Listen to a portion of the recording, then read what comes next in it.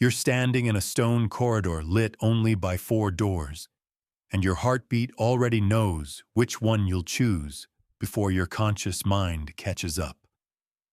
The air feels thick, electric, like the moment before a storm breaks, and ancient walls that have witnessed thousands of choices just like yours hum with silent anticipation.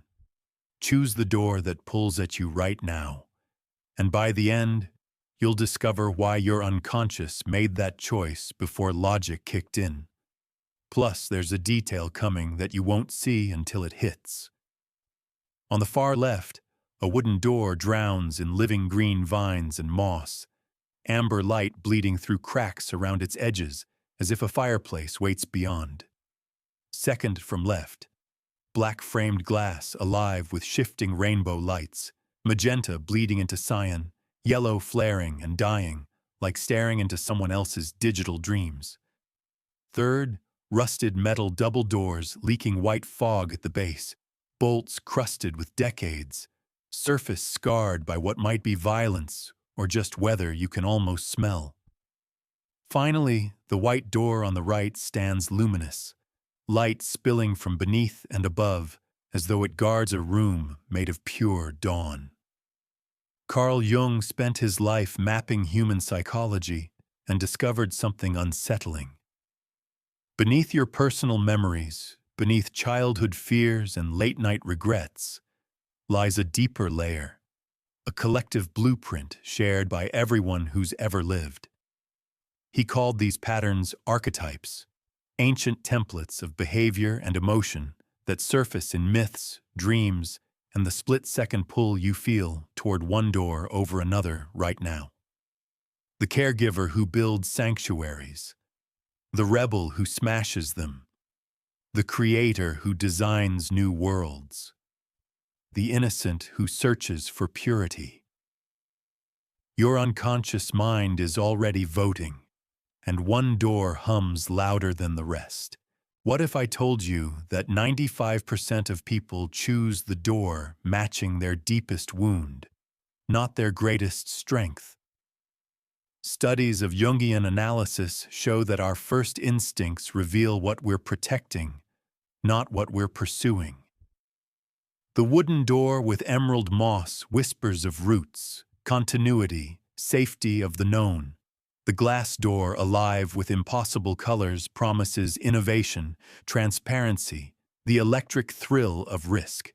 The rusted metal threshold bleeding fog calls those who've learned to navigate darkness and turn pain into power. That luminous white door offers the dream of starting over, shedding the past like old skin. Here's what matters. There's no correct door. Jung never believed in sorting people into boxes. He saw archetypes as living forces inside us, each holding a piece of truth about who we are and who we might become. Make your choice now. Don't overthink it. Don't second guess. Remember which one your eyes returned to, which made your breath catch. Keep it in mind as we walk through each threshold, because we're coming back to your choice. And when we do, you'll understand something about yourself you've been avoiding. Don't rush to conclusions. In the next 60 seconds, you'll notice something your eyes already saw, but your conscious mind filtered out. Let's start with that wooden door wrapped in nature's embrace. If this format resonates with you, hit like and subscribe. There's a crucial turn coming up. Now back to that wooden door on the left, wrapped in moss and vines like nature's trying to reclaim it. If you felt drawn to it, if your eyes lingered on that amber glow seeping through the grain, you're resonating with the caregiver and the sage. Two archetypes that live for connection, stability, and wisdom passed hand to hand across generations.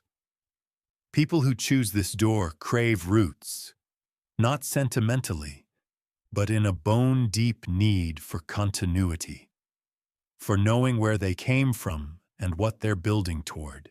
You might be the friend everyone calls at 3 in the morning, the one who remembers birthdays and asks how someone's mother recovered after surgery.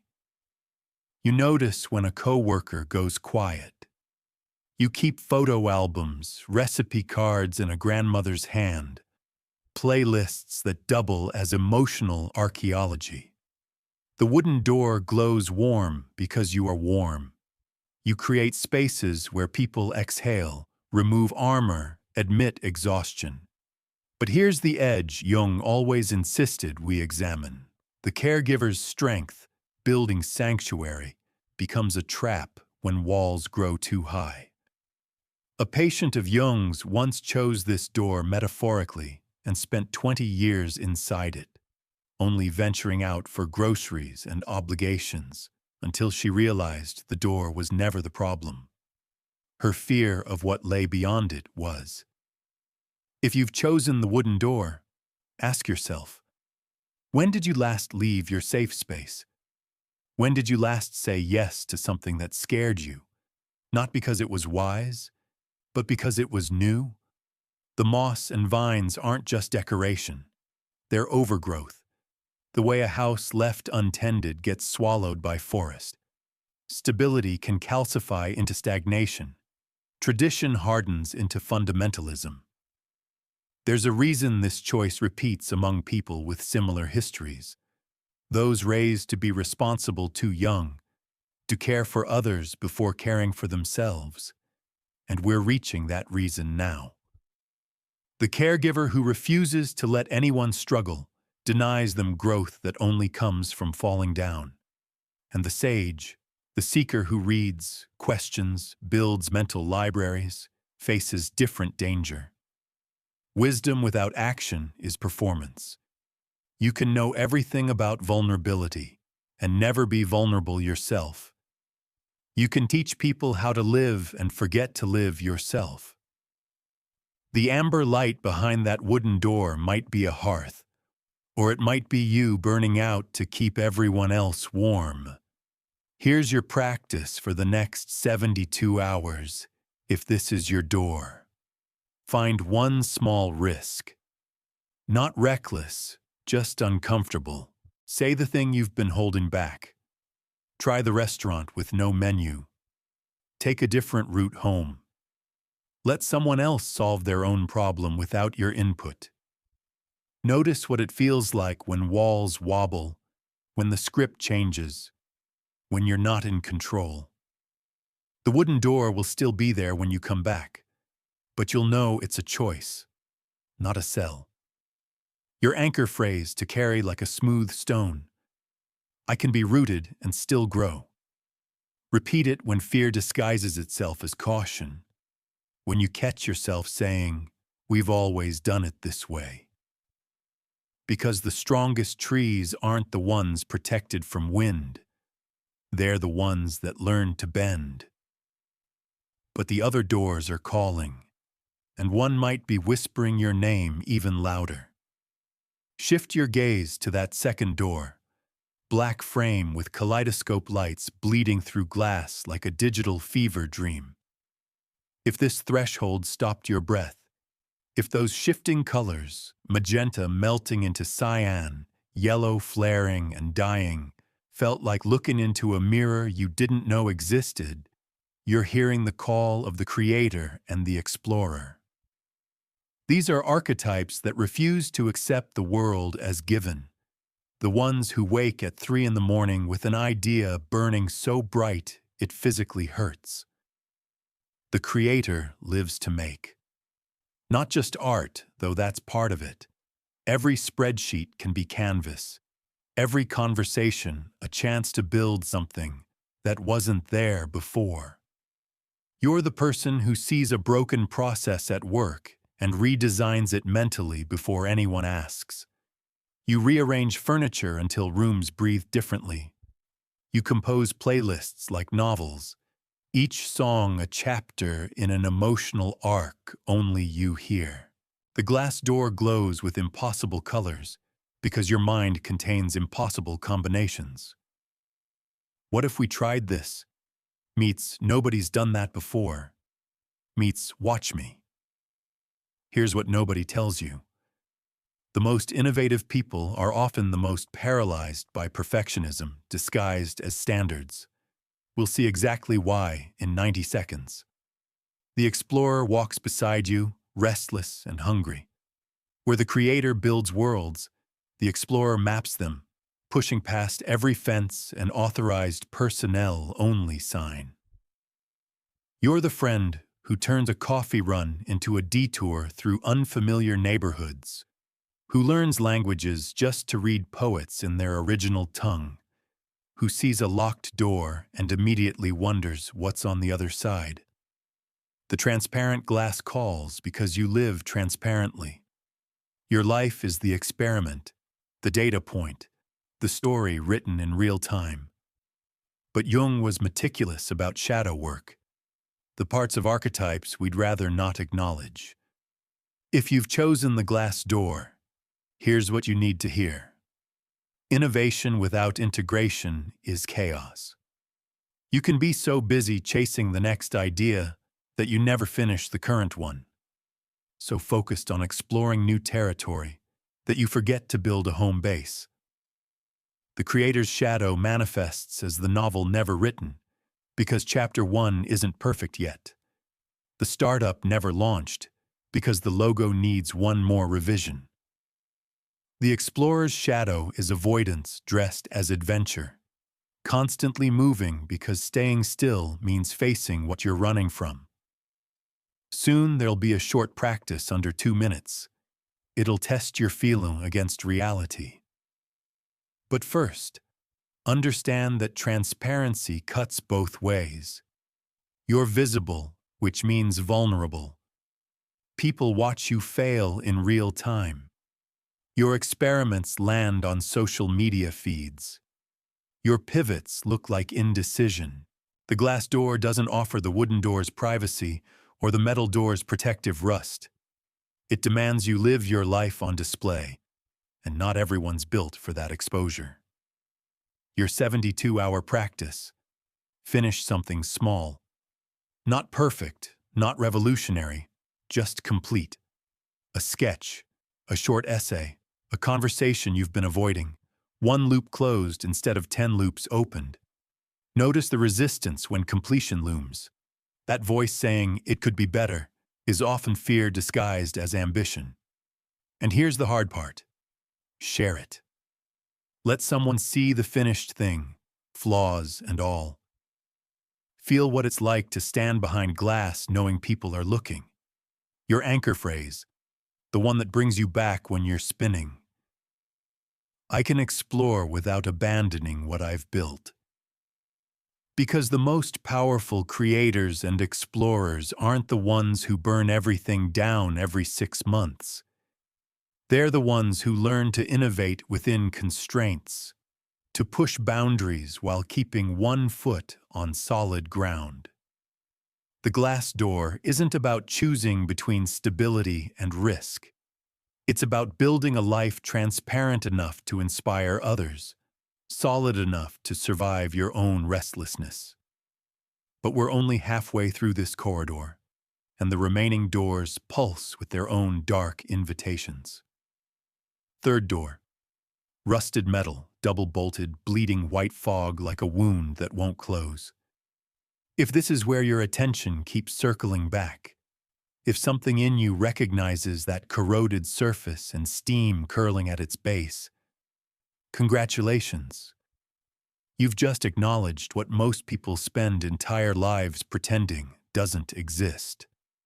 You're staring at the domain of the rebel and the magician, archetypes that thrive in places polite society won't look. This part might sting, but it's necessary. Stay with me. The rebel refuses the script, not from childish contrarianism, though that's how it gets dismissed, but from bone-deep understanding that systems perpetuate themselves even when broken, and someone has to throw sand in the gears. You're the employee who questions unspoken rules, the family member who names the elephant everyone else tiptoes around, the friend who says this isn't working when everyone else nods and smiles. The rusted door appeals because rust is honest. It shows damage instead of hiding it, admits that time and friction leave marks, refuses to pretend it's pristine. The magician walks a different edge. Where the rebel tears down, the magician transforms, takes lead and makes gold, takes trauma and makes art, takes the darkest night of the soul and emerges with what people call wisdom but feels more like scar tissue that finally stopped hurting. You see patterns others miss. How someone's joke reveals their fear. How a city's architecture tells the story of who mattered and who didn't. The recurring dream that's actually your psyche staging an intervention. The fog leaking from beneath metal doors is the liminal space you've learned to navigate. Territory between conscious and unconscious, between what is and what could be. But Jung spent decades warning patients. Integration of shadow is necessary, but identification with it is catastrophic. If the metal door called to you, listen carefully. The rebel's shadow is destruction for its own sake, burning bridges because fire is easier than maintenance, rejecting every structure until you're alone in rubble, congratulating yourself on integrity. You can be so committed to tearing down that you forget how to build, so skilled at naming problems that you never develop solutions. The magician's shadow is darker still. Transformation becomes manipulation. The ability to see through people curdles into compulsion to control them. You start believing your own myth, convinced that your suffering gave you special access to truth, that your darkness makes you deeper than naive souls who still believe in simple kindness. The fog around metal doors isn't just mystery. It's also obfuscation, smokescreen that lets you avoid accountability while claiming you're beyond conventional morality. And here's the edge that cuts deepest. Sometimes the rust, the damage, the hard-won transformation becomes your entire identity. You forget you can do anything except rebel and transmute. You become addicted to intensity, to crisis, to dramatic arcs of breakdown and breakthrough, until calm feels like stagnation and peace registers as boredom. The metal door doesn't offer the wooden door's warmth or the glass door's aspiration. It offers meaning forged in fire, and you can start needing that fire more than you need healing. Your practice for the next 72 hours is counterintuitive. Build something conventional. Make breakfast the same way twice. Follow a recipe exactly. Go to bed at a reasonable hour. Join a group activity without ironizing it. Notice the resistance, the voice that says, "This is beneath you." The urge to subvert or complicate or add a dark twist. That voice isn't your truth. That's your shadow protecting its territory. And here's the vulnerability part. Apologize to someone you wounded while wielding your truth like a weapon. Not the fake apology that's really justification. The real one that admits impact matters more than intention. That sometimes your transformation trampled someone else's garden. Feel what it's like to step out of the magician's robes and rebel's armor and just be wrong, small, human. Your anchor phrase to repeat when fog gets too thick. My depth doesn't require darkness to prove it exists. Because the most powerful rebels and magicians aren't the ones perpetually at war with the world. They're the ones who learn to choose their battles, to transform what matters and let the rest be. The metal door isn't asking you to abandon your edge. It's asking whether you're using that edge to carve something meaningful, or just to keep everyone at a distance. One door left, glowing clean and impossible across the corridor.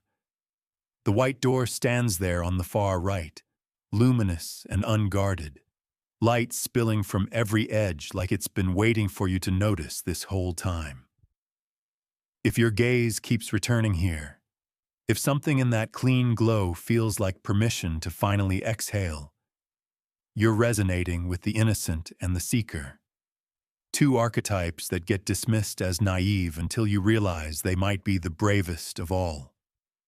The innocent carries something rare, genuine belief that goodness is possible, that not everything is corrupted, that starting over isn't delusion, but courage.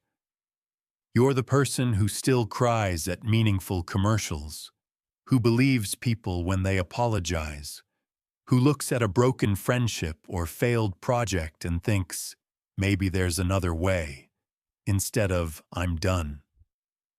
The white door glows because you glow. You've somehow preserved a core of hope through circumstances that should have cynicism poisoned everyone else. The seeker walks beside the innocent, but with hiking boots on. You're not naive about darkness. You've seen it, maybe lived it, but you refuse to let it have the last word. You change jobs, cities, friend groups, not because you're running away, but running toward meaning, toward authenticity, toward the version of yourself you haven't met yet, but trust is waiting. The light beneath the white door is the possibility of new beginnings that aren't just denial with better lighting. But Jung's most sobering work was about how archetypes contain their opposites, and the innocent's shadow is brutal. You can be so invested in purity that you enable harm, so committed to seeing the best in people that you ignore clear evidence of manipulation. The white door can become a hiding place. I just want peace becomes code for I refuse to engage with complexity, and starting fresh becomes a pattern of abandoning situations the moment they require sustained effort. The seeker's shadow is exhausting, perpetual dissatisfaction disguised as spiritual hunger. You can be so focused on the horizon that you never see what's in front of you, so busy searching for meaning that you miss the meaning already present in ordinary Tuesday afternoons. Every relationship becomes a stepping stone, every job a temporary stop, every city just another place you'll eventually leave because it didn't feel right. The light under the white door can blind you to the fact that sometimes the thing you're seeking is the capacity to stop seeking and finally inhabit your own life. Stay one more moment. One sentence now will become the anchor you return to tomorrow morning. And here's what brings us full circle through all four doors. Jung's concept of individuation, the process of becoming whole, doesn't mean choosing your archetype and living there forever. It means recognizing that all four doors lead to the same inner chamber, the self, capital S, the totality of who you are when you stop pretending parts of you don't exist. The wooden door taught you the necessity of roots and wisdom. The glass door showed you that innovation and risk are how life stays alive. The metal door proved that transformation requires you to touch what scares you. And the white door reminds you that beginning again, believing again, is a skill, not a weakness. True psychological maturity isn't choosing your favorite door and deadbolting yourself inside. It's learning to walk through all four, understanding that you'll need the caregiver's stability and the rebel's refusal, the creator's vision and the innocent's hope, sometimes within the same week, sometimes within the same hour. Your final practice isn't assigned to just one door. It's for anyone still here. Spend the next 72 hours noticing which threshold you avoid. If you chose the wooden door first, where's your glass door moment? If the metal door called you, when did you last let yourself touch the white door's hope without intellectualizing it? The door you resist, holds the medicine you need. Sit for 90 seconds in silence. No music, no podcast. Just you and your breath. Visualize yourself standing in that stone corridor again, all 4 doors visible. This time, notice not just which one you'd choose, but which one makes you uncomfortable. Walk toward it, not to become it, but to understand why you've been avoiding it. Then take one action in the next 24 hours that embodies the archetype you typically reject. If you're always the caregiver, be the rebel for an afternoon.